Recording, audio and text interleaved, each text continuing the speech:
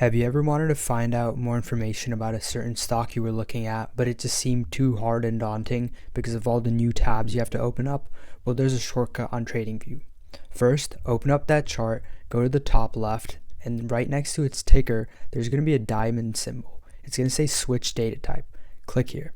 Now you can hop on the chart, look at fundamentals, look at analysis, and look at assets. Let's take a look at some of these. Say we want to look at Apple's financials. Let's just go up here.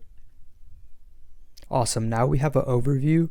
We can look at their statements, statistics, dividends, earnings, revenue.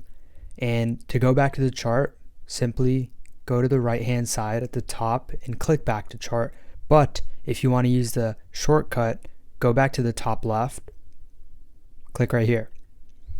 Now you can see the great amount of information we have on just one tab. So let's look at a couple others. Let's look at technicals. There is so much information here, guys. If you aren't using the shortcut, you're going to get left behind. It saves so much time.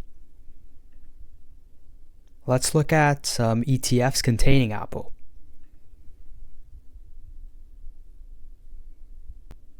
Now, there's so much information here that I would not be able to go through all of it, but I hope this was a great summary.